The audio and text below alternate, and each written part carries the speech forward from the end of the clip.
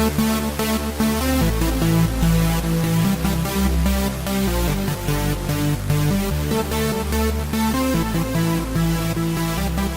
in again, ladies and gentlemen, to another episode of the R&D Sports Report. My name's Dishmond, and I'm joined here, as always, by Rylee. Rylee, say hi to the people. Hello. Wow. All right, so... That was the Dutch version of hello. All right. That was the Dutch version of hello. Hello. All right. So we just let our phone do it now then for us. There you go. All right. So...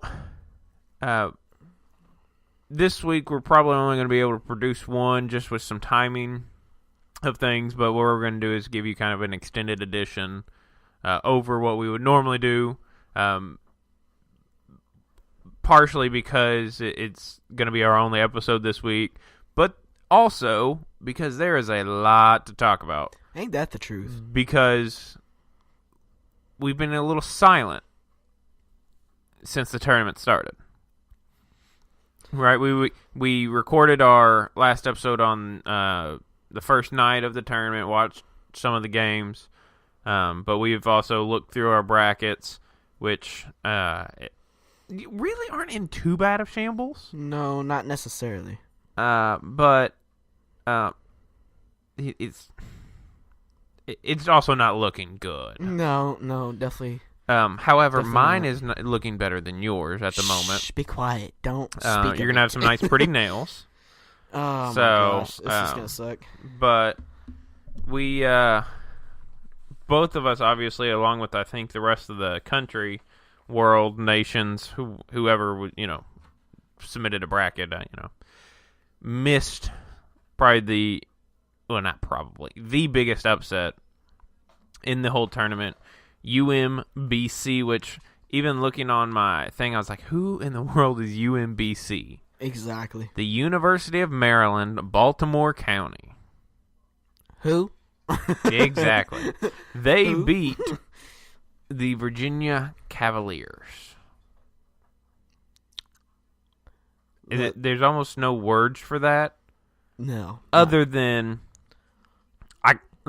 you and I kind of talked about this a little bit off the air, that the way Virginia played, if they got behind, right, it would make it tough for them to be able to come back. Yeah, definitely. And that's exactly what happened, and then they ended up getting blown out by 20, right? Yep.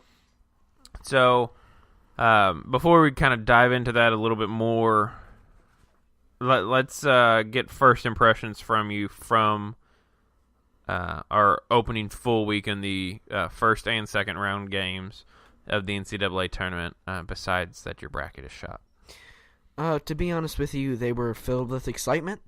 I feel like, again, as you said earlier, the whole nation is just, well, to be honest with you, I feel like, like in the movies where like they held a piece of paper and they got a lighter and they just light everything up. I think that was like the common GIF everybody was using. Pretty much, and that's how I felt, and I was kind of mad, to be honest with you. Me and my dad were watching the Virginia game, and we also watched the North Carolina game.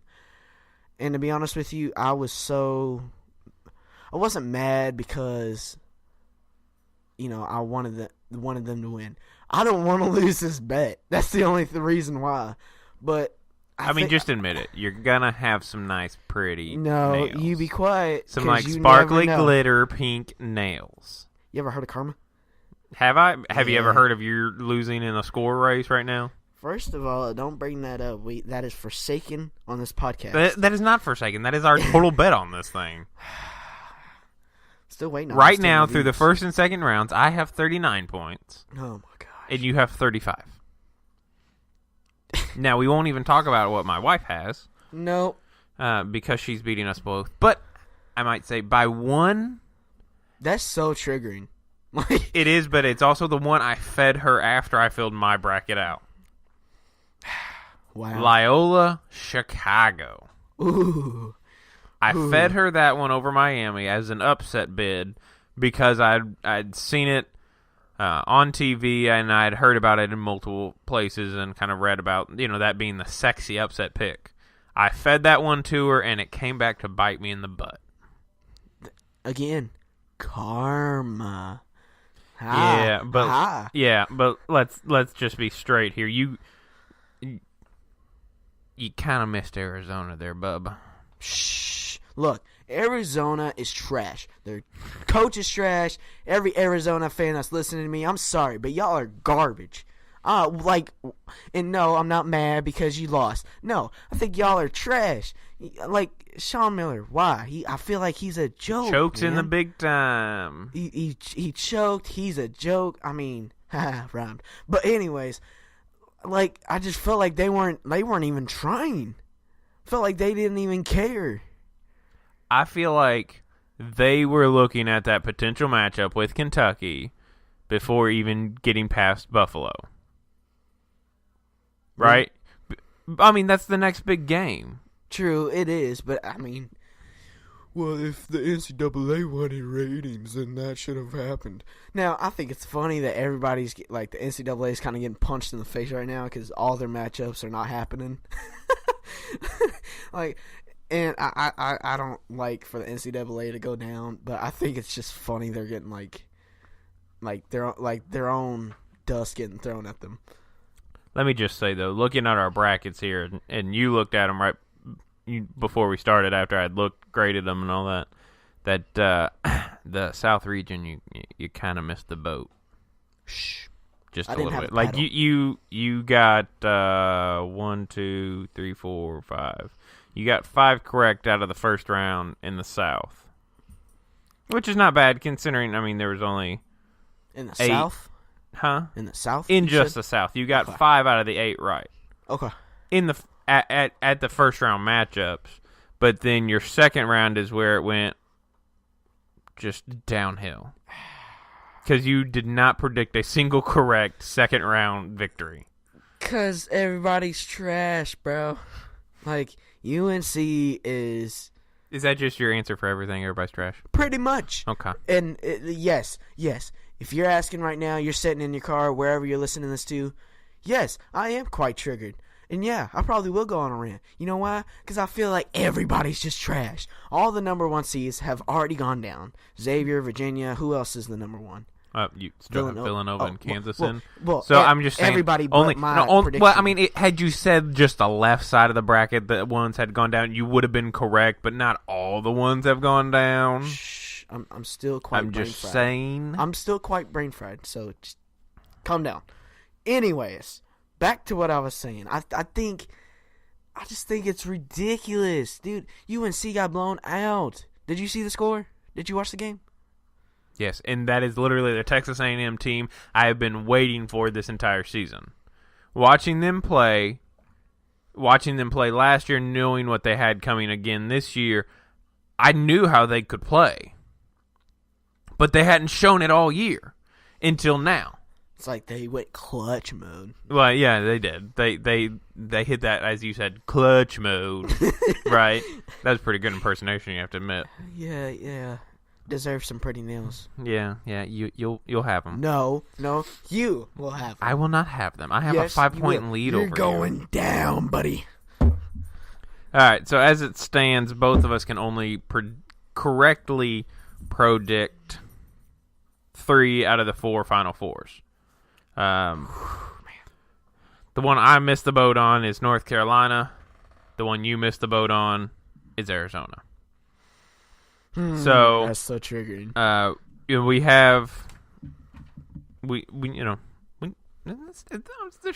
There's still a chance. Yeah, as I said, there's still a chance. But the problem is, excuse me, out of the first and second rounds, right? Those are only worth 1 and 2 points. Yeah, sadly. Now we hit the Sweet 16 worth 4 points, and then an Elite 8 correct pick is worth 8. Final Four 16, and the final game is worth 30. So, these next couple games this weekend are where this could really get lopsided, possibly.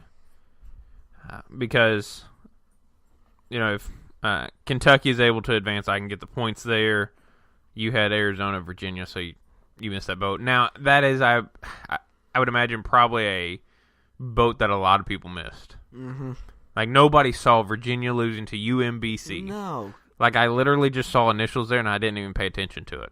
Like, I didn't care to research who they were. No one knows them, dude. But you saw that when Virginia got down, the style they play, that Tony Bennett system, couldn't work. Right? Because they continued to run that system, and they never changed from that system. Watch this. They're a joke. Oh, my goodness. I'm sorry. Okay, so all the left side, right? Everybody that's been ranked, Miami, UNC, Xavier, Gonzaga hasn't gone down yet, right? No, they're still in. Okay, so Xavier, and let's see, who else? Arizona went down. You want me to tell you your bracket of who went down? No, you just... Virginia, Arizona, Miami, Cincinnati, Xavier, North Carolina.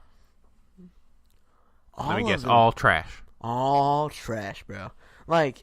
Bringing the hard-hitting facts here to you. Exactly. Now, I know, opinion-based. But as a fan, love watching the NBA, I just don't... Like, that's kind of ridiculous. I feel like they were like, you know what? We aren't even going to play. We're not going to play our hearts out. UNC is a great team. They played I thought you just said they were trash. They're like slight trash. They are. Like, and that's why North Carolina probably was, I think, one of the favorites to be able to advance at least to the Final Four. It's because everybody thought they had that team to be able to make it. Now, Xavier is one of those that had a really good season, and a lot thought that they could make it to the Final Four, right? Kind of bust through that door. But at the same time, you kind of watched them all year and went, but like, you have Villanova, like, their league just isn't as an SEC and ACC. I'm not going to say the Big Ten because the Big Ten's trash. Are they a joke as well? No, I just said they were trash this year. The Pac-12 had some decent teams in it. The Big 12, right, had some decent teams. But, Xavier, the question kind of was, how could they be pushed? Now, at the same time, I don't think anybody saw Florida State playing this way. No. I don't know where that's been all year, but I did not see that coming because the Missouri-Florida State matchup, I thought, man, that'd be a good one. I think Missouri can pull it out. I think Missouri can win, but Florida State won. I thought, okay, well, they'll probably lose to Xavier anyway, so it'll like kind of keep hold in my bracket. It won't really matter that much. It loses a point, and then Florida State went and messed it up. Like, it's funny because I see like like teams tweet out and stuff like that, and even players, they'll tweet out and they'll be like, "Ooh, all this hate is real. I'm sorry we messed up your bracket." Oh, speaking of Twitter, did you see all the UMBC tweets at people? I did. That was great. Like, whoever's working that account, that was great. That was great work by them. Oh, yeah. There was... I was scrolling through Twitter, and I see people making memes and all kinds of things out of UMBC and Virginia, and I laughed at pretty much every one of them. Yet, in the back of my mind, I'm still thinking, I had them winning. They were great. Look, not all of them are trash. I only said that just because I was ranting at the moment. I felt really bad. And, I wanted to bash them a little bit. But anyways, back to what I was saying. They are great teams. UNC, Xavier, in Virginia, even Miami. They're all great teams. I felt like they pretty much let their fan base down. Like they didn't. I feel like they didn't try and put all their hearts and their passion out on the court.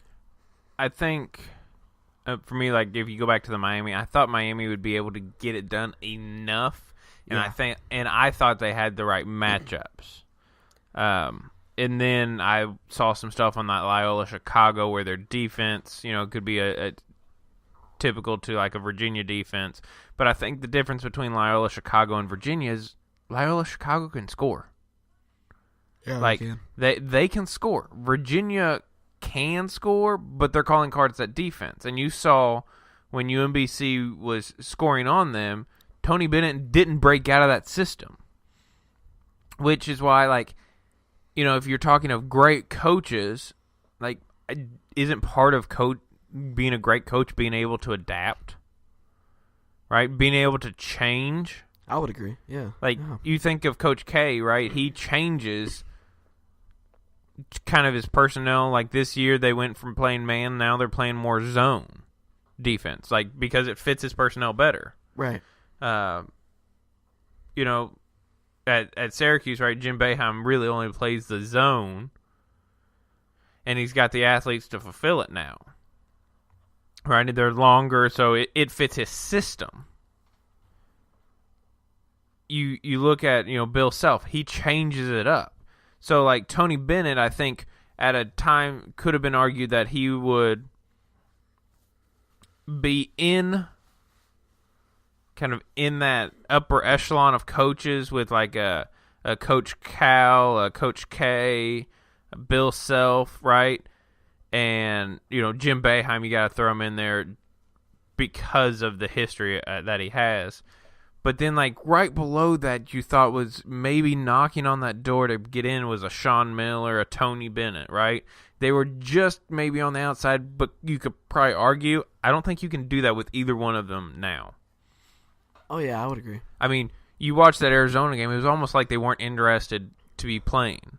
Yeah, right, like and then right after the game, right, DeAndre Ayton declares for the draft. I hate that. I hate it when those players in that locker room declare for the draft. Now, I'm going to stop you right there for a second. If you're DeAndre Ayton, you have to think how it's going to affect the team. Now, you're saying, screw you guys, I'm going to the draft. And now, that's probably not the way he meant it. But that can come off that way, and it's kind of annoying. Well, and it can, and, like, granted, I mean, yeah, he said it after the loss, but it's just, like, it just looks bad to me. Yeah, like, I can understand. Like, take the time to at least kind of be sad maybe about the loss and not seem like you're just disinterested in it, like you don't care. I mean, granted, he may not really care. Like, you can't win them all. Yeah. Right? That's the old saying. You can't win them all. But it was just like, all right, whatever. Like, I'm going to the draft. I don't care. And it was like, well, have you been this way all season? Yeah. Right? Like, not interested, not caring. But, like, they do. Give it a day or two. Yeah. You know what? Today it came out Trae Young is going to the draft. Oh, don't even get me started. Well, I mean, he fits in the draft. I think there are you're seeing now that there are guards in the NCAA that are going to be picked ahead of him. He's not going to be that first, point guard taken off the board. So, for him, it's and I didn't understand, right, Oklahoma getting into the tournament at all. But they made a game out of that Rhode Island game. And as I correctly predicted, Rhode Island won that game. I'm going to take this, and I'm going to give you a paper cut. Because I'm just... Is that going to be with, like, your fabulous nails or what? My gosh, dude. I'm telling you, this is great. I swear, if you guys get 10 reviews, like, I don't know whether I'm going to love you or if I'm going to be mad. Like, I won't even understand. And if you're not familiar with what Rylee is talking about, we upped the stakes on the last episode from just being our toes being painted the color of the winner's choice to it being fingers and toes if we can get 10 reviews there in iTunes. 5-star, nice review, just saying, throwing that out there. You get 10 of them, we'll get our fingers and toes done, the loser will, and it'll be nice. We'll take a nice pretty picture so you all can see that we actually went through with it and we weren't just talking about it. I don't know how I feel about you right now. You should feel like you're going to sparkle when this is all over. Nice, dude, I shiny. swear if you give me black, bro. Why would I give you black? I don't know. Like, I just feel like maybe I'll like do little faces on them or something. Look. Maybe I'll write across them, I lost my bracket bet. Maybe that's what I wonder could if do. there's a shirt out there that says that. Well, I mean, there is. I could have one made if you wish. You could wear them with your nice, pretty pink nails. Just so you know, guys, I know you guys can't see us, but I'm making such the most... He's trying to give me the stink face, and it's just not working. He doesn't know what I'm capable of. I got the powers, right? The powers of, 1, my voice breaking, and 2, prediction, okay? Now... So what are you predicting on your nail color, then? Predicting... I pink. got him. I'm predicting pink. You're predicting pink. Well, we'll see. Actually, no. I'm gonna keep my prediction in my mind, because if I let it may loose- may be multiple colors. We may do like a rainbow a rainbow of colors on your nails, or do like alternating colors, or just do one. Like, I've got time to figure this out. But the 10 reviews adds the stake up for the hands and feet done. If we get those in by the time the final game is over of the tournament, which will be on April 2nd. So by the time the final buzzer ends, and maybe if it goes into overtime, we're at 9, so I can slip a 10th one in, which would make Rylee really salty. Oh, very salty. I have a controller in, I believe, your living room, and I'm just saying, if that happens, and I'm sitting here with you... You gonna break that controller? Probably. But then I will say I love you guys because y'all gave us reviews. And I'll probably clap, give y'all like... Oh, what's up? Yeah, there you go. Yeah, I got you. Hello. Yeah, you just never know. I can also give you like I wouldn't say a fake hug, but like... An air hug? Yeah, there you go, through the mic. Yeah. I just air hug the mic. There you go, and feel the warmness. Yeah. But I just want to also say that my prediction of Kentucky to the Final Four doesn't look so crazy now either, does it? That chair that you're sitting in, I hope one of the wheel breaks. I really do. Oh, my God. I hope not. This is a new chair, man. I'm salty, bro. I hope this chair doesn't break. I'm not a huge fan of Kentucky. I'm not. But holy crap. Like, my bracket's already messed up. I already have Kentucky losing. Maybe Michigan will take them out. Yeah, you had them losing to Arizona. Maybe Michigan will take them out. If well, I mean, that would be in the Final Four, though. I don't know. We shall see. And you shall go down. I mean, but honestly, we kid about all this, right? But at the same time, like... What if it does happen? Well, what if it does happen, not only... But, like, Kentucky could go out and lay an egg against Kansas State this weekend. It's possible.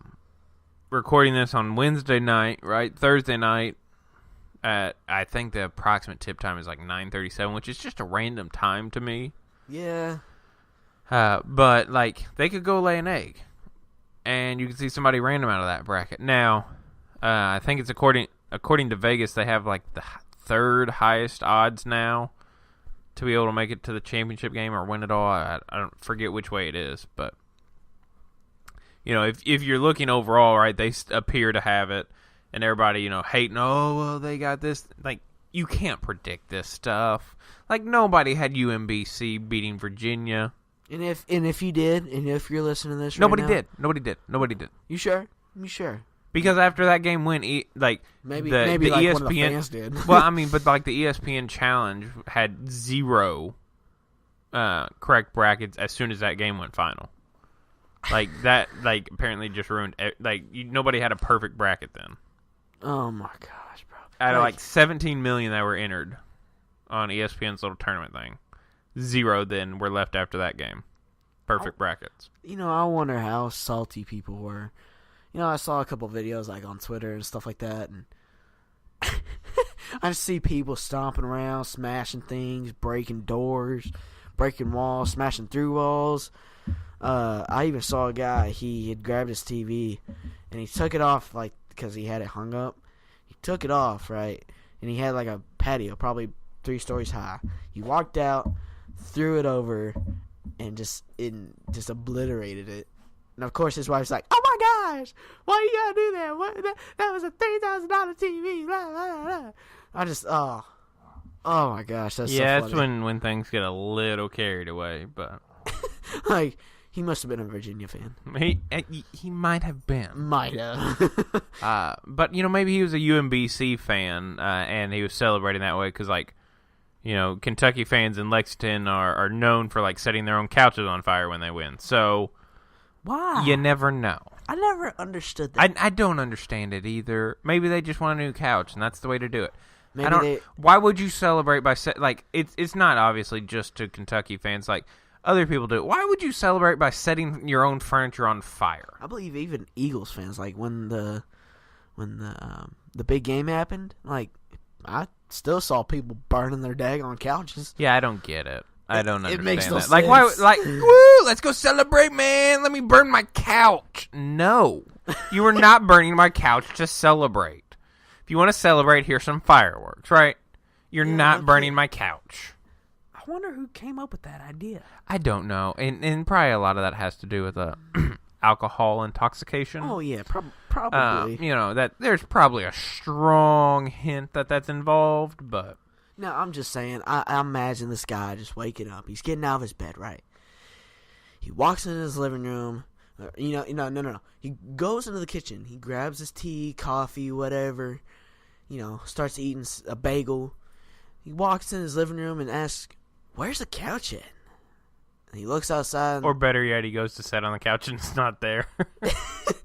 And he's still like hungover from last night, so he goes to sit down and loses tea all over him / coffee, and even drops his bagel.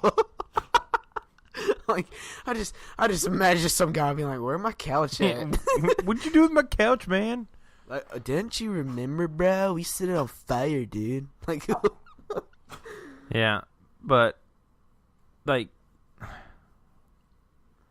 for me, this is one of the crazier first weekends that I can remember. Oh, look, the dog's trying to get involved now. Maybe he's salty as well. Well, maybe his bracket went down too. I don't blame him. But like one of the crazier first weekends, and I like it seems like almost all the craziness happened in the South region. But you go to the second round games, right? Nevada coming back from being 22 down to beat Cincinnati. Like that's just crazy. Yeah, it is. And I also think their head coach Eric Musselman has now worked his way into higher coaching jobs. Oh yeah, definitely. Right? And at least being considered. Now, Nevada may try to pony up some more money for him, and I wouldn't be surprised if he gets a bonus after this. But, he's a guy that I've heard a lot about on other podcasts that I listen to. One of them being Aaron Torres, right? He's talked about Eric Musselman a bunch and his experience in the CBA and having 3 of his top players at one time taken on a changeover flight. And for those who don't know, CBA was before the NBA D-League. It was kind of the developmental portion for the NBA. But, he's been a coach there, and now he's at Nevada. Like, so he's used to all this adversity. He's got grad transfers, I think, in Nevada. He's got other transfers from other D1 schools. So if you're a team that's going to, or if you're a school that's going to be looking to add a new coach and get you maybe through a tough time or something, like, he'd be perfect for that, it seems like. Oh, yeah. But does this year turn into a new job for him, or does it take, like, next year him doing it as well to then be set up for a new job, next year after the tournament? But, all these openings are going to start happening. Georgia fills with Tom Crean, and which, like, for Georgia, I don't know what you really get out of it. Yeah, I don't know either. I feel like that was a bad pick for them. Well, though. like, Tom Crean's a good coach. Not a great coach. No. He had success at Marquette, and he really did do well at Indiana, bringing them back up. But like at Georgia, you're just getting almost what you just got rid of in Mark Fox. Like Tom Crean will probably make the tournament a little more regularly than Mark Fox did. But I don't know. I think they just kind of almost settled there on Tom Crean. But you still have now the Pittsburgh job open, and you have the UConn job open, and let's see, Ole Miss, they have filled theirs with is it Kermit Davis? Is that the right name? I think so. I know his first name's Kermit, because I know everybody's putting up all the Kermit memes. And he was at Middle Tennessee State, which I don't know how. Like, he still coached that game against U of L. Like, how distracted can you be to still coach that game in the NIT against another team? Like, when you've already accepted another job, like that's going to be a major distraction. And like, now today it comes out that U of L is parting ways with their interim head coach David Padgett, which, let me say, like, that man handled that entire situation with class. He did. And the utmost dignity. Like, somebody one day will get a good coach in him, just for the way he handled that whole situation. To come in, 2 weeks before you started practice and all that, like, that takes a lot of class. All his interviews were classy, even though they lost to Mississippi State in the NIT, which is why they now have made the change. Like, he handled it with such class, and he was inheriting an unenviable situation there with Louisville and everything that was going on. So, now it'll be interesting to see where U of L goes, because I think that Louisville is easily a top 7 job in the country. Oh yeah, I would agree. I think when you're talking top jobs, I think it goes, and not really, like, this order can kind of be argued around, like, but it'd be Kentucky, North Carolina, Duke, Kansas, right? I think those 4 are the top 4 jobs. Oh yeah, definitely. And like 5 through 7, you could kind of argue, and I think Louisville has every argument there to be able to say, hey, we're the number 5 top job, Yeah. And they're an easy, 5, 6, 7. They're all kind of right there. You could kind of fill them in, but As I say, that's definitely opinion based. I would say they're probably at least 6, if anything, maybe 7. Well, and that's what I'm saying. They're like, at minimum, that's a top 7 in the country job, at minimum. But it could be a top 5, depending on how you argue it. But U of L's got the ability to pay money where some of these other schools don't.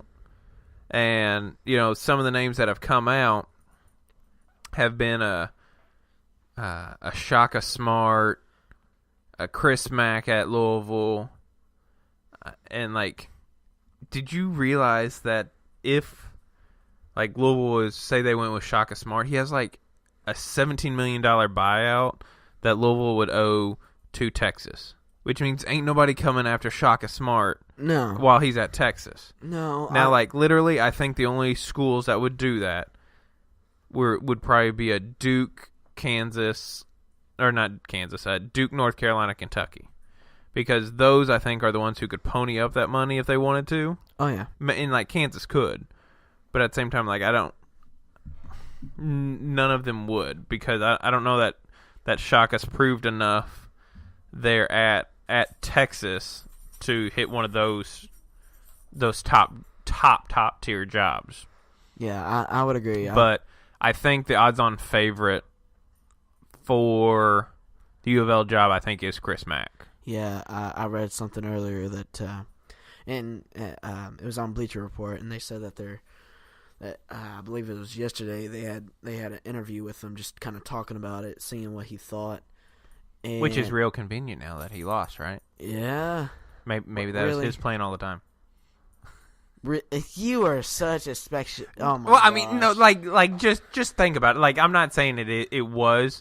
Boy, you were unreal. No, but like you're the one calling everybody trash that lost. But like, no, just think. Like, hear me out here.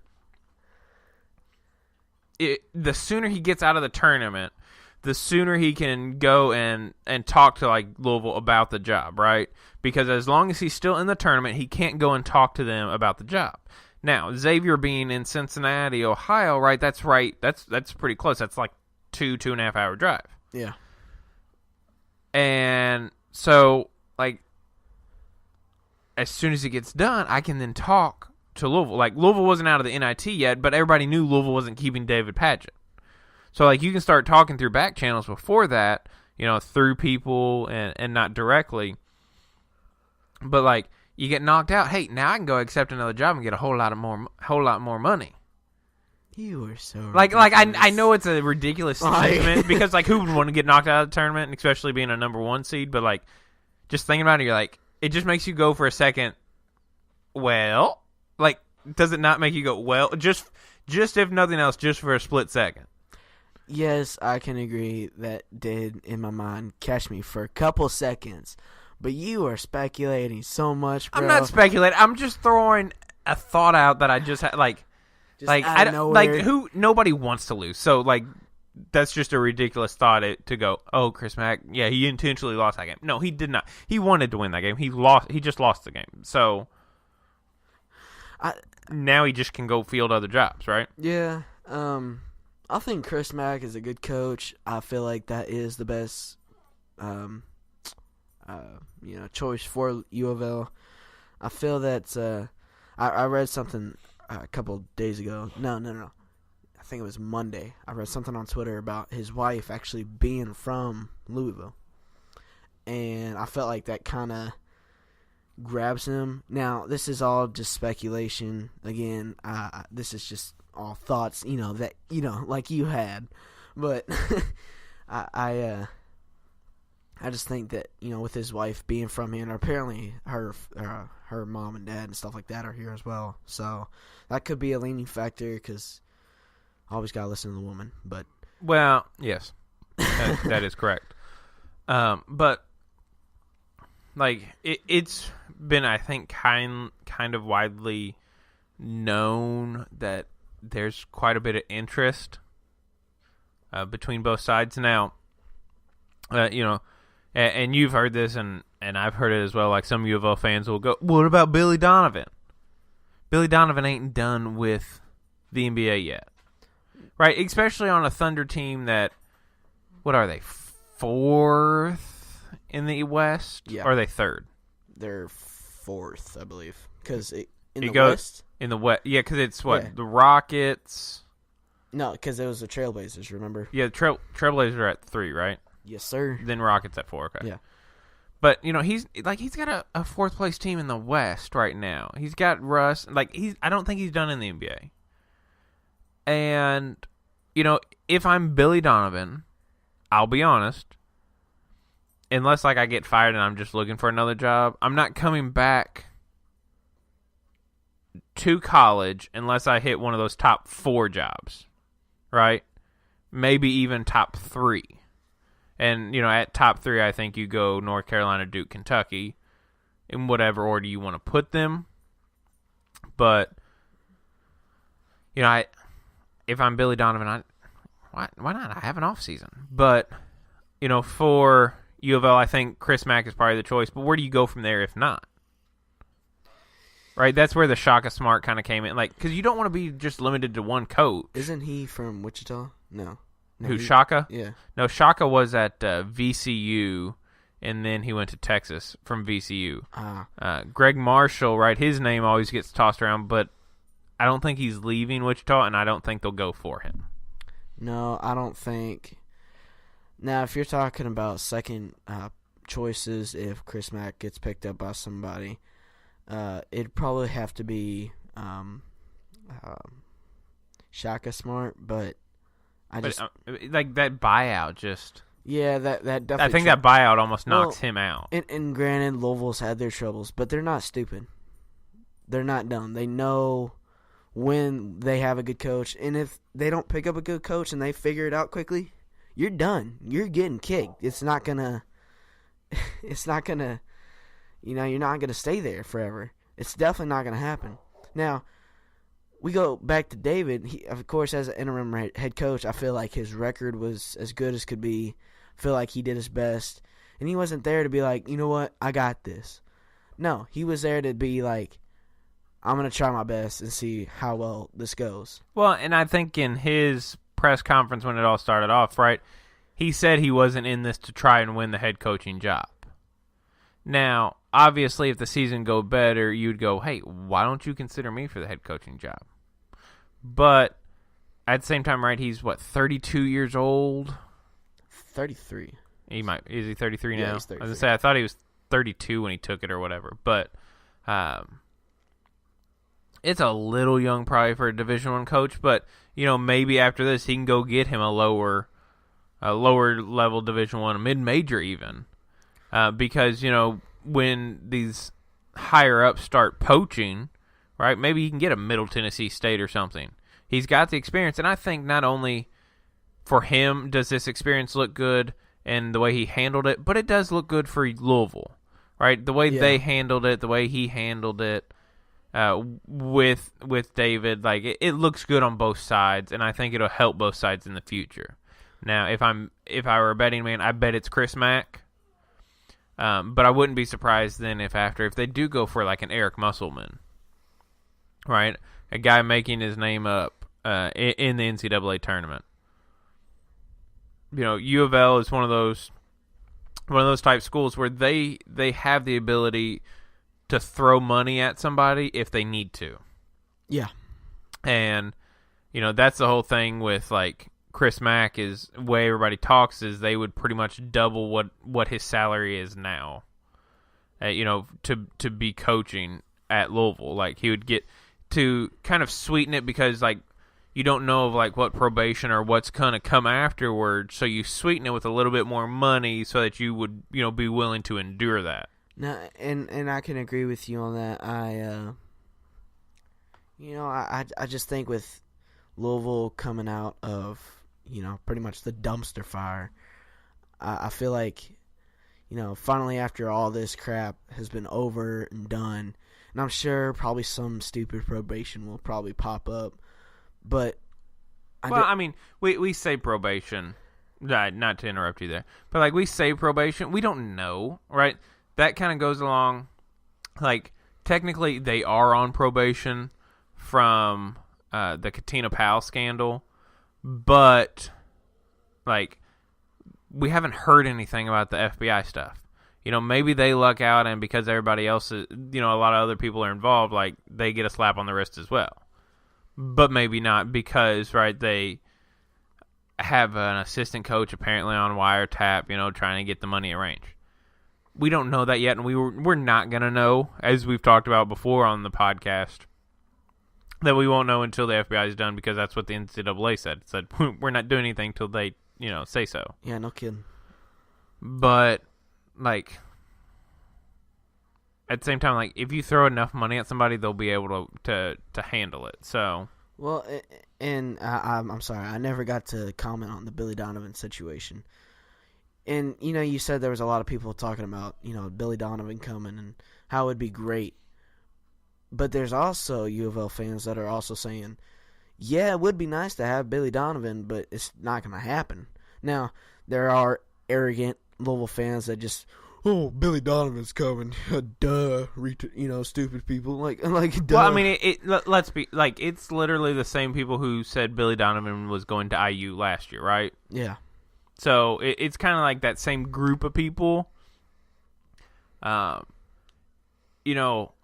If you are a U of L fan, like, there are some U of L fans who are rational and go, yeah, we are at least a top 7 job, maybe top 5, but then there are ones that are like, man, we're like the top job in the country, and you're like, I'm sorry, you're really not. Like, well, you might be top 4 or excuse me, top 5, but you're not like the highest job. Like, because I mean, if we are honestly, if we're being honest with one another, the job when it comes open that could almost go and get pretty much whoever they want is probably Kentucky.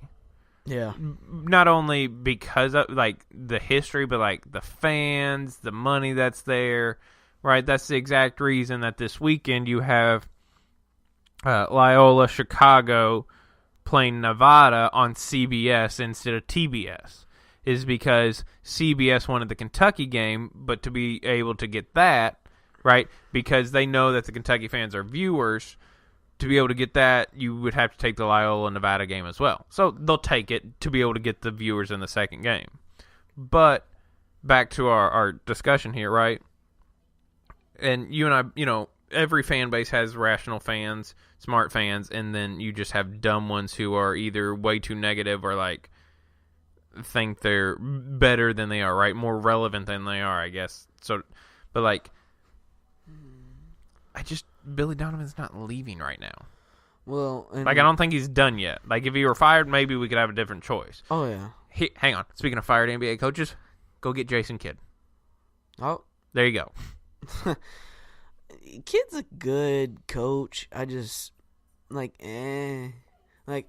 one, if he came to Louisville, I just don't think that. I don't think he will. No, but I just throwing. Yeah. Like it just popped in my head. I know. So I'm just saying. I think that that whole Jason Kidd. I don't know. I don't think he's really good as a coach. I'm sorry. I think he's great as a player. I thought he was great. I never got to. I got to watch him here and there, but you watched him at the end of his career. Yeah, though. yeah. So he wasn't like in his prime, but he was still good. I just don't think he's great as a coach. I mean, maybe assistant, if anything. Well, I think the problem is, like, he hadn't been an assistant first and then a coach. It's the whole thing with, like, Derek Fisher. He went from playing to coaching. Like, that doesn't work. No, because then you're kind of like, I don't know. Like the way I see it is like, I'm the best. I'm going to get a coach job. I'm going to teach these players how to play, get better, win championships. I'm the best. Woo. Well, like for me, like a Steve Kerr, right? I don't think he had ever been a coach before in any capacity. To go from an analyst to a coach, but like he surrounded himself with experience. Yes, he did. Right, and that's like if you haven't been, experienced as a coach, you need to have other people around you that can help like that. But David Padgett, he tried to do that with his staff that he put together kind of on the fly, to get some other coaching experience along with him, right? To try and help him out, and they did the best they could under the circumstances. But I think Louisville gets Chris Mack in the end. After that, like it'll be kind of a surprise to see who they would go with, if not Chris Mack. I can't see him turning down if they're going to double his salary. Right, that he has at Xavier. I can't see them turning that's a lot of money to turn down just to be happy to be at Xavier. Yeah. Like if you're just talking maybe $1 million difference, that's not much. Or like $200,000 worth difference. Like that's not a whole lot. But if you're talking of doubling it, well, like to us, that's a whole lot. Well, yeah, exactly. I mean? But to double your salary, like that would be crazy, I think. And I don't know how you could turn it down. Well, and I don't think you will, by the way. No, it's like adding a cherry on the top. Like, here's your money, but here's a little bit more just because we appreciate you coming here. And we appreciate you kind of bringing us out of everything that's happened. It's like, now, I think this is a funny example, but like reviving someone on a video game, right? They carry you all the way. They die, and you revive them, and then you all win the game. That's how it goes. Louisville's dead right now, and then Chris Mack comes, revives them, and they're back on track. Top 10 team. Now, the players, they're great. Now, there's a couple of them I've heard about, but there's a couple of them I feel like don't play well, and I feel like try to be the LeBron James of the team. But I'm sure that'll probably be another episode we'll talk about. But I feel like Chris Mack is going to do great if he comes. And if he doesn't, I'd be kind of surprised. But we shall see what happens. Well, I mean, like when you're talking of head coaching vacancies, also like Memphis literally just went out and hired Penny Hardaway. Like he's had head coaching experience in high school. Yeah, that's not good enough. Like I'm sorry. you literally just hired somebody that was coaching in high school last season, right? Like just finished his high school season. Why? That's so dumb. Well, because he's a Memphis man. Like Memphis is one of those places that has this inferiority complex. Like they think they're better than they actually are, right? And all that stems from like when Coach Cal was there, like he built them up so much that Memphis thinks they're still relevant, even though they're playing in the American Conference, right? The American Athletic Conference, where UConn is also playing, where Wichita State just got into. Like, that conference is irrelevant. Yeah. You are not relevant. You are not Memphis that you think you were, right? Because Memphis is still living off of that Derrick Rose years, those years with Cal where they were getting that top talent. They're not getting it anymore. But Memphis still thinks they're up here on the peak of the mountain. And so that makes them go, from a really good coach in a Tubby Smith, right? He's won a national championship. Yeah. He's had success everywhere he goes.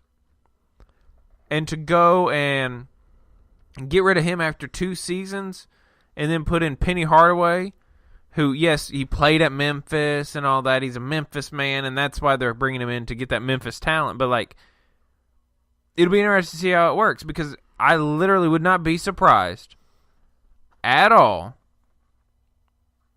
if he, like, does the same success that Tubby does. Yeah. Yeah, I can agree. It's hard to kind of live up to the hype. Does that make sense? Well, and that's the thing is like he's got to live up to this hype now because they think he's on this great pedestal. And when that happens, and like when he doesn't live up, and when he doesn't live up to the hype, what's going to happen? Right? All this hate. how is that going to be handled? Like, are you going to then get rid of him after 2 years if he's done the same thing Tubby's just done for the 2 years? Like, how are you going to handle that? Yeah,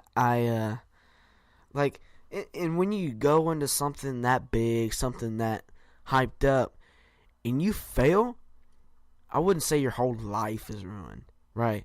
But your career could be, your relationships with whoever basketball-wise could be. And I just, like, taking on that job, it's a high-risk, high-reward It is. kind of it thing. is. Because it's high risk, high reward for Memphis. You get the fan support back now because you get this name in Penny Hardaway that they all wanted. Now, maybe some Memphis fans go, no, I don't want that. Yeah. And, he's a Memphis man, and if he can have some success and be able to bring them back up to more prominence, then it'll be a win for everybody. But at the same time, like, you're taking a guy who was coaching in high school, now a little bit more talented, so to speak, high school-ish, but like, it's not like he's going from high school to Division III to coach or Division II. Like, this is big boy basketball here, and it'll be interesting to see how they're able to do. Yeah, it should be interesting. Stuff like that is one worthy of podcast talking. Definitely.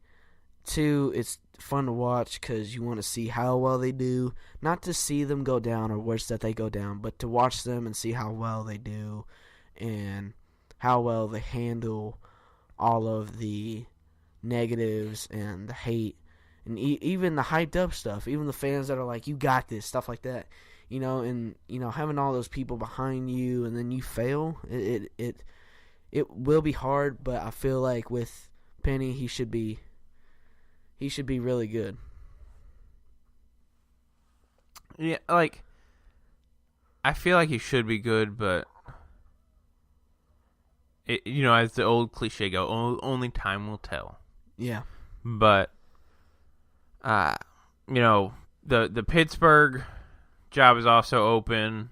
Sean Miller was linked to it, right? His alma mater. He came out and said, "I'm not, searching it. I'm not leaning towards it." Saying kind of the right stuff, right? I wish them best of luck in their coaching search, but at the same time, that could be an easy way out of Arizona for you. Oh, now, yeah. I don't think Pittsburgh would have gone that way, and maybe they would have, but for Sean Miller, it's kind of it's a touchy situation because you don't know what you're getting yourself into. Because he said he never discussed paying a player, and ESPN hasn't backed down either from their report that he was on wiretap. So, where do you go especially if you're you're Arizona? If you're a school like Pittsburgh, maybe even looking at filling that vacancy that you have with him, do you do that? Is it worth the risk? So all of that, I say all that to say I think for now he's staying in Arizona. I wouldn't be surprised if he resigns or if they let him go. But I just don't know. So I think he's going to get fired, to be honest with you. You think so? Well, and let me tell you this before you answer. There's not that many coaches out there right now. There isn't. Not to go back to the U of L, but Rick, Rick's already gotten all this crap handed on him. Nobody's going to want him. Well, yes, but at the same time, right, he's not been connected to anything. And that's what he's going to argue when he goes, oh, yeah. A team he hasn't. Well, and yeah, but it's... And yeah, you're the coach. You're supposed to know. Well, I know, and I get all, for me, I look at Rick's situation somewhat similar, he's got a bad stain, so to speak, on him now. Yeah, even though he hasn't been connected to it. When a guy like John Calipari, right? He's had issues at Memphis and at UMass, but neither one were connected to him, right? Marcus Camby got money from an agent. Showed that Cal didn't know. Derrick Rose apparently has somebody take a test for him, an SAT test. It's shown Cal doesn't know. But everybody still links it to him, right? Right. And so I think the same thing kind of will be with Rick. Now, I think he'll get back into coaching. Oh, and, yeah. Well, and, the funny thing is, the Milwaukee Bucks, we got talking about that Memphis so much, it threw me off track. The Milwaukee Bucks, right, it was saying that they were going to go after maybe a Kevin McHale, a Jeff Van Gundy, or even a Rick Pitino. I don't think he goes back to NBA. He could. He could. That's the way to get around it, but... Depending on if he wants the money or not. Well, and that's the thing, if he wants that money. But, you could also go get a job like UConn, right? A decent job where you could bring them back up and you look like the savior again. Right? Yep, there you go. But UConn can't pay him that much. Yeah. So does he take less just to be able to get back into coaching? I would imagine that he probably would. Right? It wouldn't surprise me a bit. But it this time of year it gets to this whirlwind because then you find out these different people's names that you didn't even know existed. Mike D'Antonio, his brother, I didn't realize was at Marshall. No, I didn't realize that until they started interviewing him and he's calling out his brother's Rockets team and all that. I didn't realize it. Is he able to catapult himself into a bigger job? I forget the guy's first name, but Hurley. They're at Mike Hurley? Is it Mike Hurley? Was he at Rhode Island? Yeah, because we discussed it last episode. Well, Bobby Hurley went from Rhode Island to I think it was Arizona State, and then his brother took over. Yeah, I believe it was Mike. But he's looking at some new jobs. Does the Buffalo coach, Eric Musselman at Nevada, which, by the way, correctly picked them to beat Cincinnati. Just want you to know that. Every time we just try to rub that a little more salt in the wound.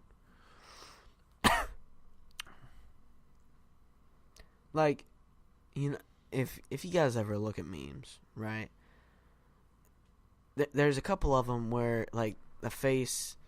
Oh, I can't, like there's a SpongeBob one, and it's the star button like on a phone, right?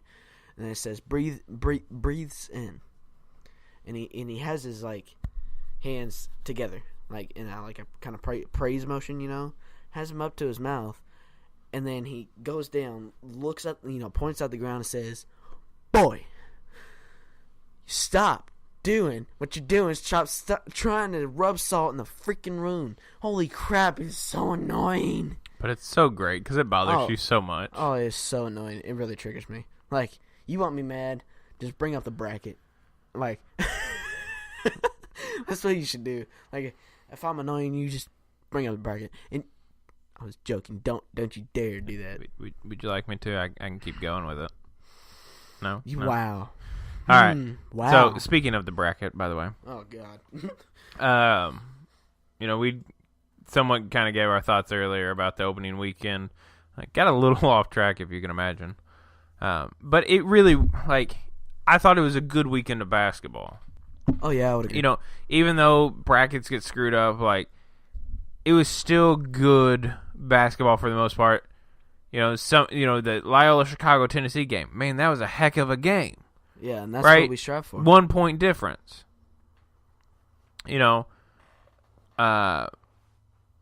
For the most part, the UMBC Kansas State game was pretty good, but at the same time, it was 50-43. It was a little bit boring too. Yeah.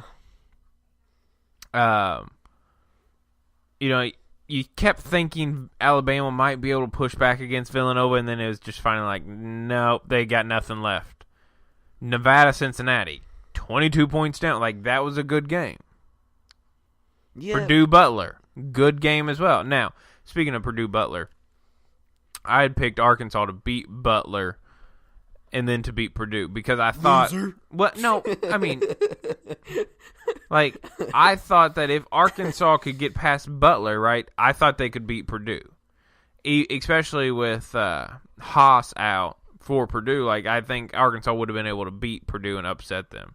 I didn't think Butler had it in them once they beat Arkansas, but I also didn't think Florida State would beat Xavier, so there's also that. Seton Hall pushed Kansas to its limit. Clemson murdered Auburn. What was the score? The final score is 84-53. Never mind. That thing was never close. The Michigan State Syracuse game, I could not stand to watch, honestly. The what? Michigan State Syracuse game. Was it bad or something? Yeah, did you not watch it? No. I was I remember I was watching another game. I can't remember which one it was, but they had the scoreboards at the top. Yeah, but, because Michigan State just kept jacking up threes. I think they took 39 threes or something like that. Now that's a little ridiculous. They kept missing and they kept just taking them. Literally, and you've seen Syracuse, right? They play in their zone. They just pack it inside the 3-point line. Michigan State was just passing the ball around the 3-point line. I was just do something. Drive. Get the foul. Well, and that's where, Izzo, I think, is a good coach, but I think he's also overrated. Yeah, he is. Kind of like Tony Bennett. Almost. Yeah, in some of the same, losing in big moments. Sean Miller, losing in big moments. Jokes. I'm just kidding. Trash. There you go. But, Scrub. Gonzaga, Ohio State, that was a good game, 90-84. There were some good games, there were some blowouts, but overall, a really good weekend of basketball. One of the kind of the better ones I can think of in the past few years.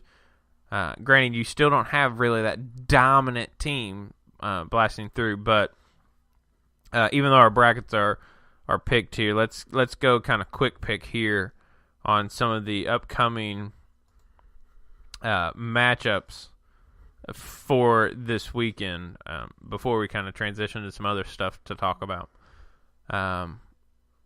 But the games tomorrow night, the 22nd, right, are going to be Kansas State, Kentucky, Loyola, Chicago, Nevada, Florida State, Gonzaga, and Michigan, Texas A&M. The first game of the night will be Loyola Chicago, Nevada, 7:07 CBS. Who you got? Of course, you know me. I want to be like Loyola, but like I'm just like I'm kind of done picking because I'm just done with the bracket. But if I had to pick one, I'm gonna say Nevada. I think it is Nevada as well. You know, for them, it's, well, did they spend too much energy, so to speak, in the Texas game, in their opening game? Did they spend too much energy then with Cincinnati to beat them?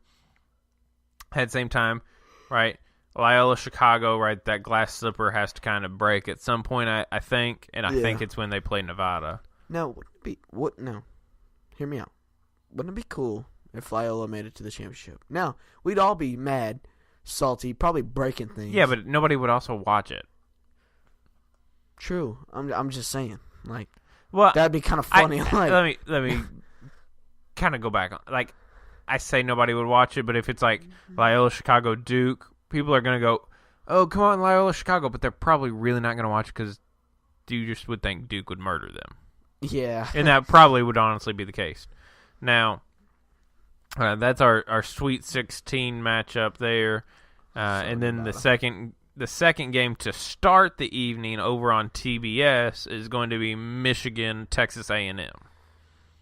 Going with Michigan, baby. I have them going all the way. For my sake, I'm hoping it's Texas A&M because then you'll miss out on Michigan as well. But I'm sure we'll be texting each other, hating on each other, probably blasting each other. This should be fun. And we're probably going to break up, but whatever.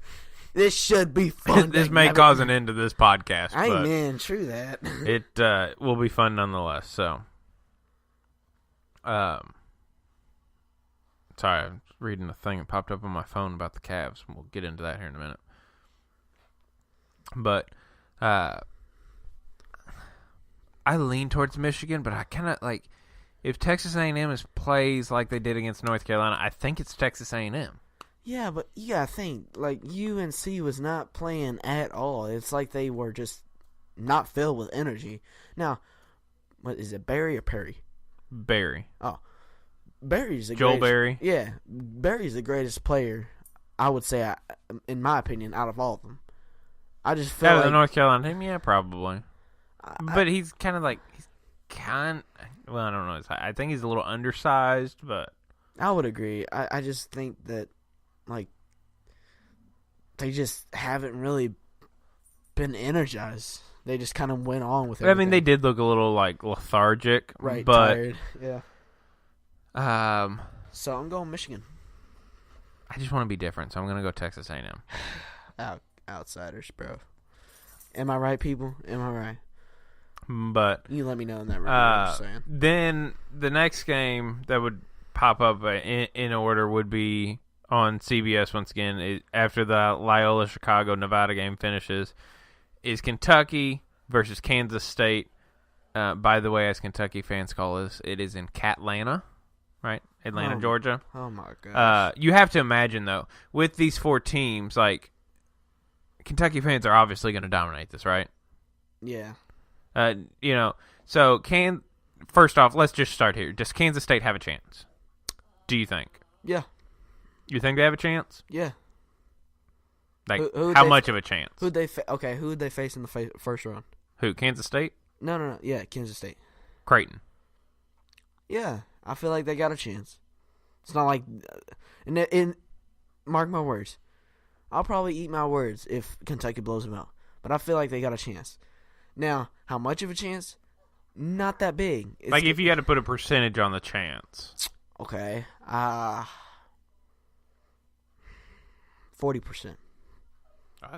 That's a healthy percentage.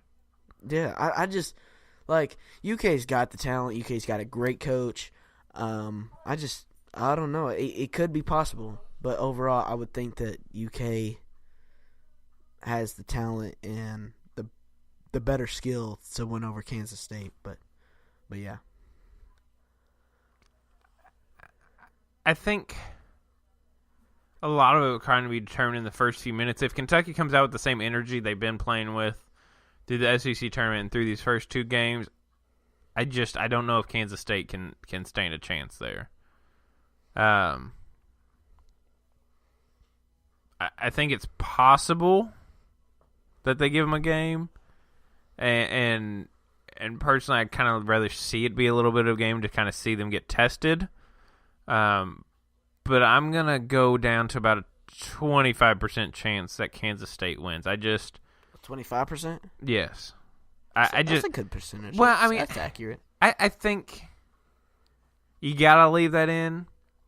But I think Kentucky seems to be hitting their groove.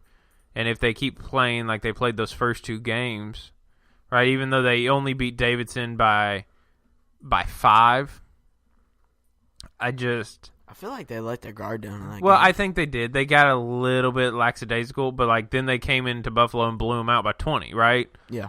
And so that'll be an interesting. While most people think it's a blowout, it'll be. Now, don't get me wrong. I don't think Kansas State will win. I don't either. I don't really lean towards blowout, but I feel like it's going to be a close game at least. I think it's about a 10-15 point victory for Kentucky in the end.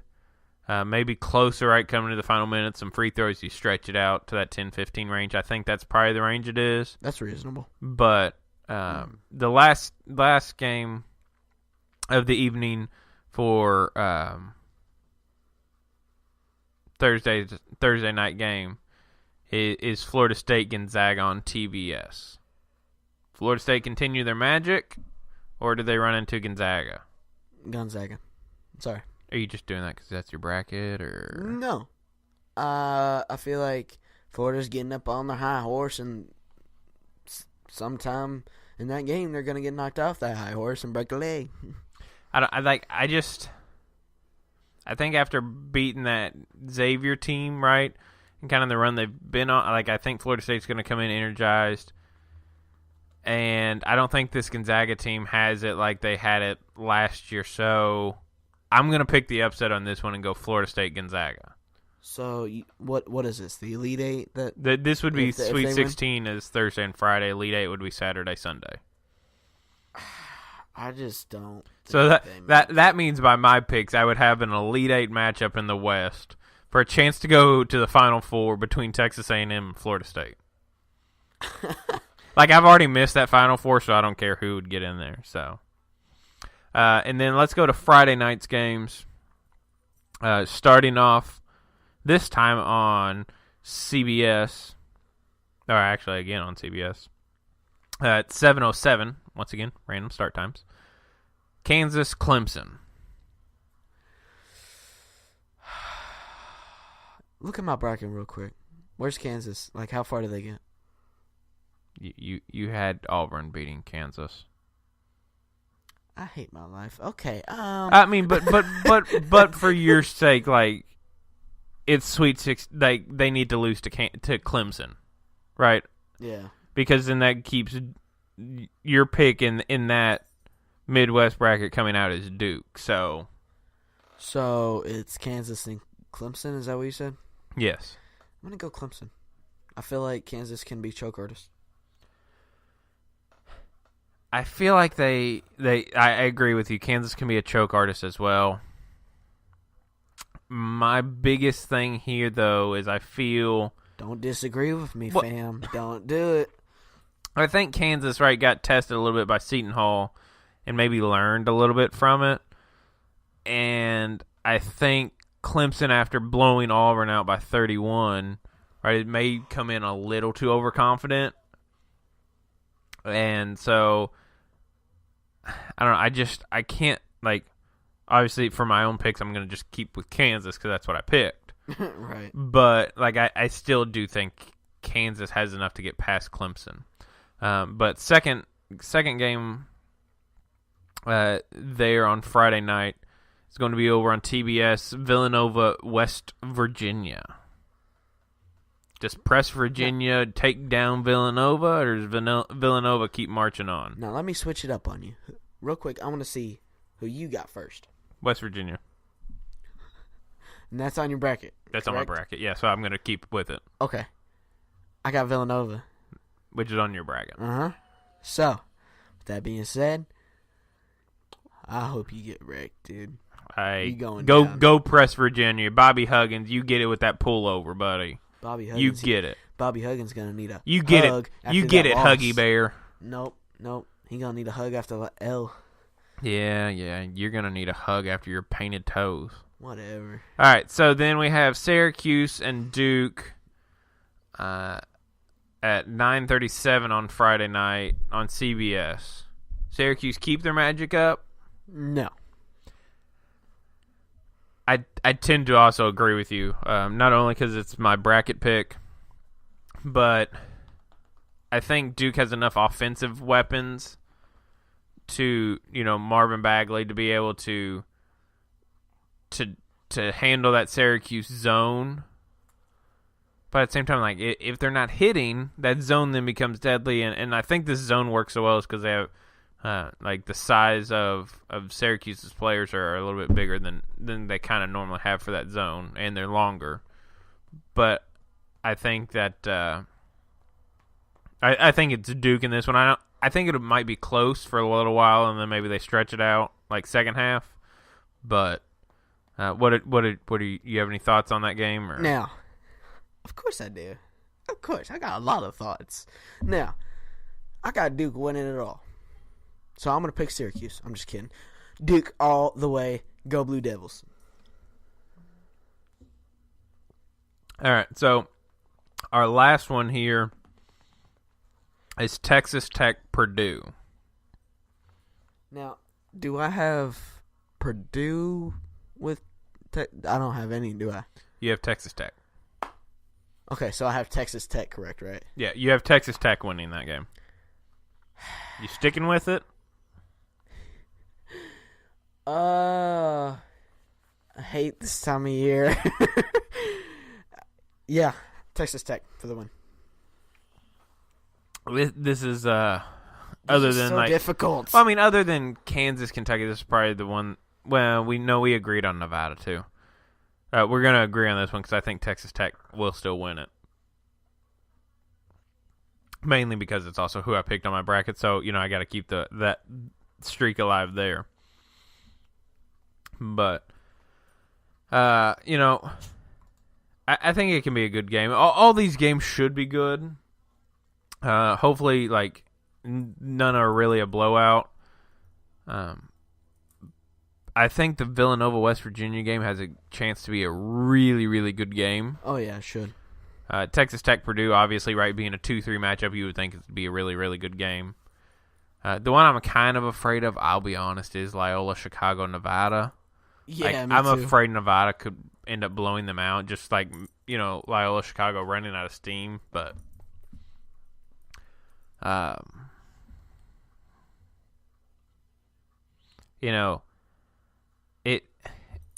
it'll just be kind of interesting and to see, and you and I will talk. So if we are, you took Michigan, Texas A&M, right?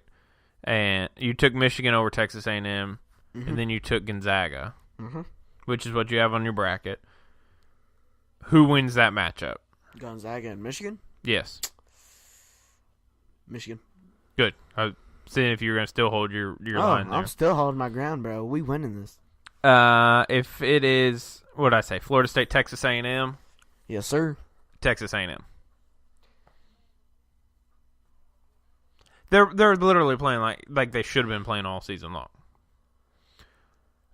And I think I think you just need a random number into the Final Four. So, and then we both had Kentucky and Nevada. Kentucky, Nevada. Who you got? I think this game could be really close. Kentucky. I mean, obviously, I'm gonna, for my bracket purposes as well, I'm gonna agree. Kentucky into the Final Four. So, then you have Villanova and Texas Tech. I have West Virginia and Texas Tech. I'm going to keep with Texas Tech. beating West Virginia if it would play out that way. You have Villanova, Texas Tech. Who would you get there? Who would you pick there? Villanova. All right, so you hold that line there. I told you, bro. And then it would be, let's see, would you pick Clemson or Kansas? I forget. I said Clemson. All right, so then you would have Clemson, Duke. I assume you're going to take Duke winning that. Oh, yeah. And I have Kansas, Duke, and I have Duke winning it. But only for the purpose of the bracket do I want Duke to win, but for the purpose of my fandom, like, Syracuse go beat Duke, right? You better be quiet. Go Blue Devils. Well, yes, I would also screw your bracket up too. So I wouldn't feel so bad, but that'll be interesting, and we'll recap early next week on our Final Four picks and see how well our brackets are shaping up, and if you have any hope of not having colored toenails at this time, possibly fingernails as well. But you and I did want to kind of transition and talk a little bit of NBA in this episode, this extended episode, kind of as we're going with it. Now, as we talked earlier, right, the Milwaukee Bucks have talked about, the rumors are that it's Jeff Van Gundy, Kevin McHale, right? Rick Pitino could also be involved there. I don't know if Jeff Van Gundy will ever leave his commentary position, right? Kind of like John Gruden, right? Going back to the Raiders, he only left for the Raiders. So I don't know that he will ever leave that. So it'll be interesting to see what the Bucks do. But one thing that I did have pop up tonight, tell me how impressive this is, Rylee. Okay. LeBron, 17 assists with no turnovers. That leads the Cavs comeback right after giving up 79 points in the first half to the Raptors, and they ended up beating the Raptors 132-29. This is obviously the best LeBron we've ever seen, right? Oh yeah, that dude is such a legend, bro. I mean, he's on pace to play 82 games this year. Oh, yeah. All the games in the regular season. That's impressive. And I did see a story, I didn't get to read all through it, about a few years ago he changed his regiment to help his back out and started doing some training with a Navy SEAL trainer and all that. Dang. Well, to readjust his body and rework his body. Right. Because he was having so many back issues that it was almost threatening his career. He's a legend, man. I don't know who else could do that kind of stuff. To see some of his workout videos, they're insane. I was gonna say, do you follow him on yes, Twitter and all that? Not on Twitter. I follow him on Instagram. Dude is such a beast, bro. I saw him a couple days ago. I think it was on a story. He was, I think at one point he was in a sauna, and then at one point he was also, I can't remember how much he was benching, but I think he's probably lifting about maybe 200. Oh, he probably lifting more than that. Probably, but that was just speculation. The dude's a beast. He's the greatest in the league right now, at least in my opinion. He is the greatest, in the league right now. I think you literally could make an argument for greatest of all time. Oh, yeah. But it just, to see him on one of those yoga balls, right, balancing his core and, while throwing a medicine ball back and forth, I can barely stay balanced just sitting on one of those yoga balls. Ain't that the truth? So, to be on your knees balancing, it's impressive. And to be in your 15th season and playing your best basketball you've played, is impressive. And, it just, I can't get over it, honestly. To have 17 assists and no turnovers in a game, that's crazy. And part of the reason that obviously that I think the Cavs still have the opportunity to make it back once again to the NBA Finals. So, it's insane to me. Speaking of the Cavs, did you see Tyronn Lue and LeBron going at it on the bench? I didn't end up seeing it. I remember it popped up on my phone or something, but I never really saw it.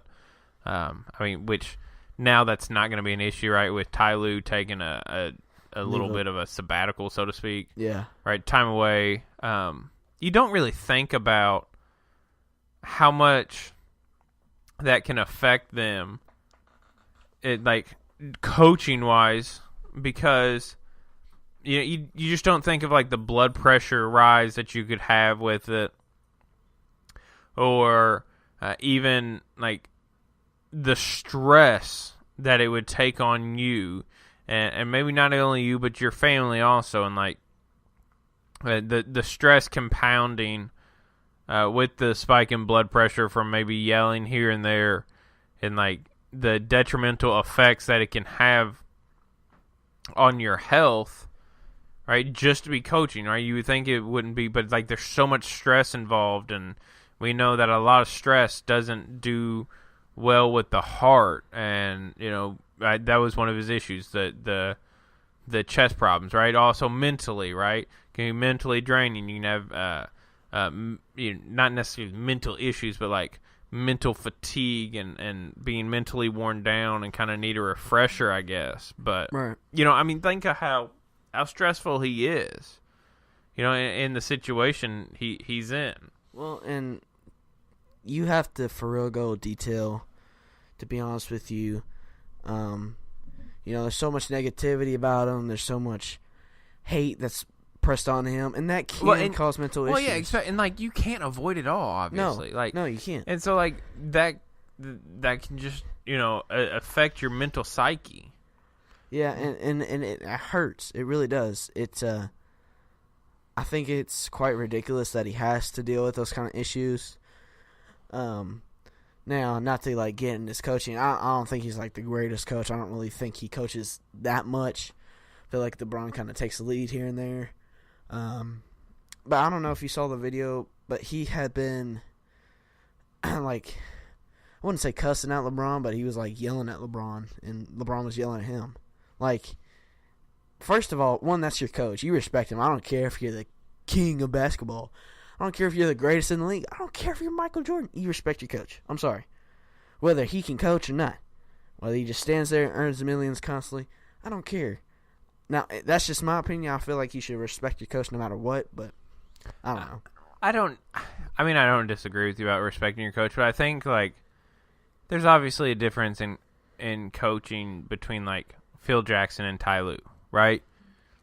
Michael Jordan had probably one of the best, arguably, right, the best NBA head coach of all time. And you look at some of the head coaches that LeBron's had, I could see where he'd kind of get frustrated.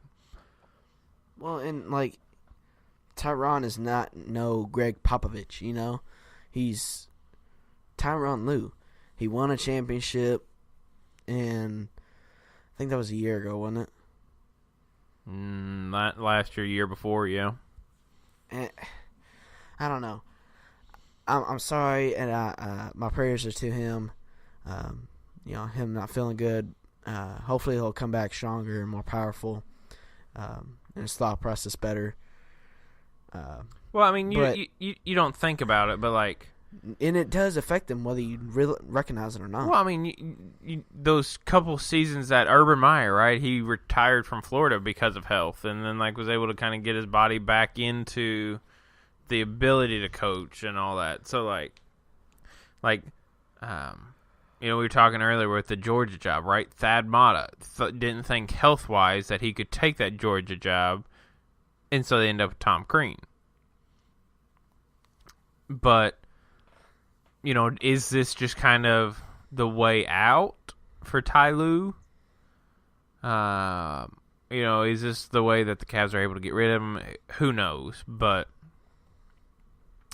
obviously, only time will tell. Once again, as the cliche goes. But NBA wise, anything else that's on your mind? No, not necessarily.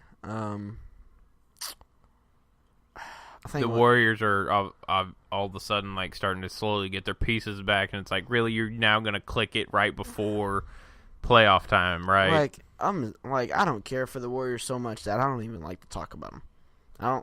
I hear the word Warriors, and I think of Golden State Warriors. And I think of them, and I just think of KD equals Snake. I'm just kidding, but you got KD, Steph Curry, Clay, and I'm not gonna go through the whole dang on roster. Like, I'm just tired of them. It's like the whole, is it the 95, 96 Bulls and stuff like that? Like, like a team like that, going to the championship constantly, which I don't think they did. I'm not too sure. But either way, going to the championship constantly is so annoying. Yeah, 2 times in a row, right? Or 2 times. Same Michael teams. Jordan wins 3 straight NBA finals. Yeah. For us, this would be round 4 if we got Cavs, Warriors, right? Warriors already taking. I hope not. 2 of the 3 so far, but I really like. For the podcast sake, I'd watch it. But fan wise, I would not watch it. I wouldn't. I would not care. Well, I think the NBA might want it to be different than that, but the Cavs now are getting, they got Kevin Love back now. So, the new look Cavs, right now we have to add in Kevin Love. I guess they're the new look again. Yeah, exactly. There you go. Exactly. They're the new look Cavs once again because we had Kevin Love into the mix again. But I think with the new look Cavs, right, in quotes, as I put them in air quotes for you all to see, like Kevin Love adds another dimension, right? He adds that post player for them, but he's also that stretch big who can shoot that 3. So I think in the end we'll obviously help them with him being back. But anything else? No. On your mind there? No, not necessarily. I don't know if you heard, but someone said something about dinosaurs being real or something like that. It was who was that? It was somebody on the Cavs, I think, being pets. Yeah, it was like pet dinosaurs.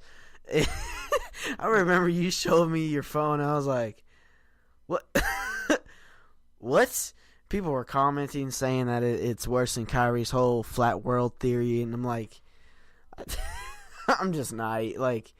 I just figured I'd bring that up just for like a quick talk about it. Well, just to see what your thoughts were. I honestly I'd kind of forgotten about it, because I found it so ridiculous.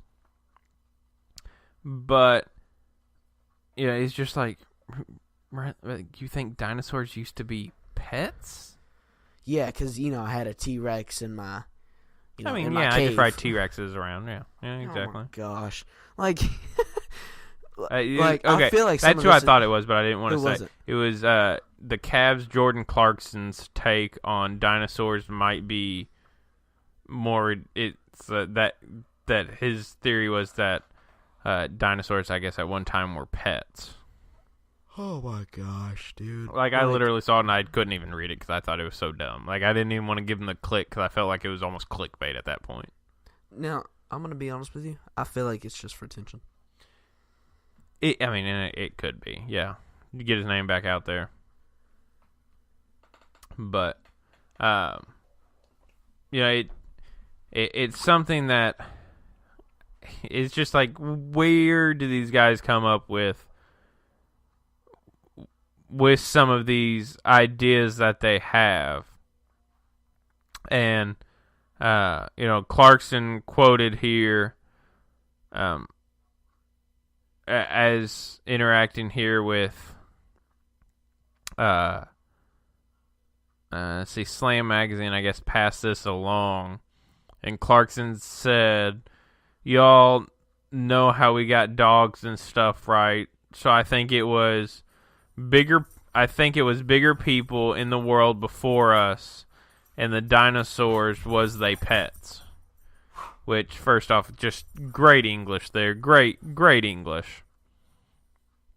And so they asked, how big were these people?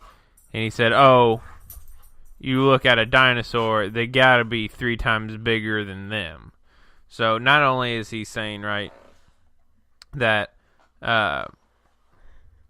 dinosaurs were people's pets, but that people were bigger than these dinosaurs. Oh my gosh. So it's just like those people would have been giants nowadays, like, if you think about it. So I wonder where he went to school. Yeah, no kidding. What friends he hung around. But if you have nothing else, now, if you have nothing else, we're going to go into kind of our random story. And there's not a whole lot to this one this week, but it was just something that was just funny that we could talk about for a second. So, first, do you have anything else, NBA talk or anything? No, not really, but the next podcast should be pretty interesting with everything that's going to be going on. Well, and yeah, with the NCAA tournament being cut down to the Final Four, right, and we'll get some more NFL free agency signings, which we'll get into. There's just so much to try to get into tournament-wise on this episode that it just didn't fit in. But getting back now once again to our random stories. Here we go. This one, as I said, not like a whole lot of meat to the story, but just something that I found funny. This comes from a few days ago. Here's the title. Oh boy. Police say Indiana man took taxi to and from bank robbery. Wait. Hey, so what's that big bag? Nothing. I'm just volunteering as a Santa Claus. Oh my god. To take the taxi to the bank. Like, I understand taking it to the bank, right? Because the taxi driver wouldn't know at that point. But then, afterwards, did you not hear the alarms going off? Or not only that, wouldn't you see him either carrying out a bag or something, full of cash or gold, whatever it may be? So, duh. So, Derek Ferrara, I guess is the name. I don't know. He's 19 years old. He was arrested less than an hour after the robbery at a Fifth Third Bank branch in Evansville, Indiana. And apparently he passed a note to the teller demanding money, but never showed a weapon. So he got the money, got, I guess, back in the cab, and he even paid the driver with some of the stolen cash. So here's my question. Is that driver out the money? Ooh. I would actually imagine he is out the money, but he can probably be able to write it off or something like that. I was gonna say, I wonder if he'd be pay it back or whatever. But I was just really? It's I know it's a short story, but that's funny because it's more of a duh, dummy, don't you see it? Yeah, well, why would you do? Why would you even try that? Unless your friend's the cabbie. Yeah, that's that in makes on sense, it with but you, but if you just hail a cab, what's next? Uber? Yeah, exactly. I'm gonna Uber to the bank and back, which probably some idiot's already done that, but probably if nothing else, we learned to not take a cab to the bank and back from a robbery. So totally, the more you know, right? True that. And with the whole star. Oh yeah, exactly. The more you know. Yeah, exactly. That yeah. So, it's just don't do it, folks. Don't take the cab to and from a bank robbery. If anything, just run really fast. I'm just kidding. Don't provoke the violence. No. We don't promote that at all. But you would think you'd be smart enough to at least have a getaway driver or something. No kidding. But you know, with all that being said, just a few reminders, right, as we close this, a few housekeeping items, if you will. Help us out with our ongoing bet and go review the podcast on iTunes. Go ahead and just click the 5-star. Write us a review. We get 10 of those. The bet goes from just toes being painted to fingers and toes being painted. And if you want to interact with us and let us know that you left a review, go hit us up on Facebook. You can go to facebook.com/RD Sports Report. You can also find us on Twitter at RD Sports Report. And you can interact with us there as well. So go hit us up on social media. Leave the review.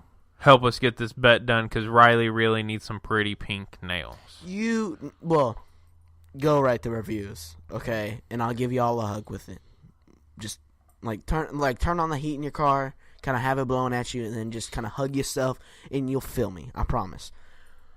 But if you guys write those reviews, I'll love you. But at the same time, maybe I can donate like a finger or something.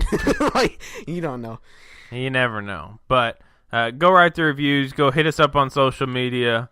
And I think, Rylee, that will do it for another episode of the R&D Sports Report.